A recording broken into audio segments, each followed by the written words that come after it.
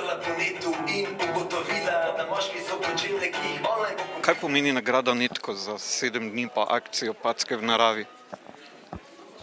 Pravzaprav je to uspeh naših bralcev bolj kot ne in ljudi, ki so prijavljali packe na naši spletni strani. Upamo pa tudi, da se jih bo čim več od teh pack očistilo. Kako ocenjujete stanje slovenskega interneta? Težko je dati sicer neko tako pavšalno oceno, ker so razlike zelo velike med tistimi, ki delajo dobro, pa tistimi, ki delajo slabo, ampak na splošno gledano se pa nekako izboljšuje zadeva precej v primerjavi s prejšnjimi leti. Lahko rečemo pa, da imamo zelo veliko znanja o tem, kako početi stvari na internetu. Pa mogoče ne znamo še čisto dobro to izkoristiti, ampak potencial je pa velik.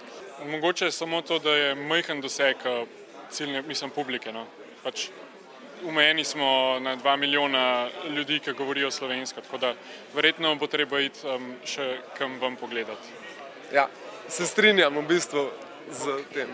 Problem smo mi agencija, kjer ne znamo predstaviti prednosti za podjetja v dovolj dobri meri, da bi podjetja več investirala v internet. Ljudje nakupujejo na spletu, izobražujejo se, gledajo za artikle, primerjajo ponudbe, vse delajo na spletu, nekako ne znamo dovolj sredstev v to vložiti. V profilu jim piše, da hodijo v naravo, da imajo kupe keša in mislijo svojo glavo, si z visoko izobrazbo, atletsko postavo, jadrajo, smučajo in iščejo punco pravo. Jaz ne vidim, da bi Slovenija imela nek resen problem. Jaz še zmeraj smatram, da je nekako bolj na zahodu stvari bolj razvite. Mislim, da smo v redu smeri, zato da stvari peljamo v pravo smer vsi skupaj. Majhnost Slovenije je za vas problem ali prednost? Jaz tudi tukaj ne vidim problema.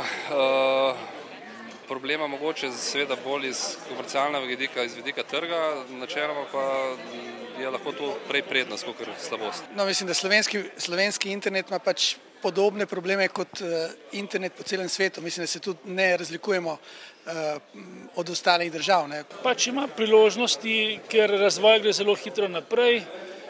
Ima relativno majhne naročnike ali pa naročnike, ki delujejo zaenkrat še na ozkih trgih, ampak to je seveda priložnost, da skupaj s temi naročniki pridejo na globalni splet, ker globalni splet omogoča, da tudi najmanjši igralci postanejo svetovne blagovne znamke in to je seveda priložnost. Kaj se mi zdi, da se denar še vedno premalo pretaka v internet? To je zelo pomembna zadeva. Kljub temu, da če pogledam advertising, da zunaj so se zgodili kvalitativni preskoki pri tem, koliko denarja je prišlo na net. Obstajajo neke številke, ker ne bi v Angliji se celo zgodilo to, da ne bi internet prešibal televizijo, ampak to je zdaj vprašanje, kaj daš vse pod internet, ker internet je danes vse. Stopdani en pleško velik 1,10 m, spodne s frizuro nosi džins oprijet. Roka se mu trese, glas mu drgeta, se v leti razlaga, kako on PlayStation igra.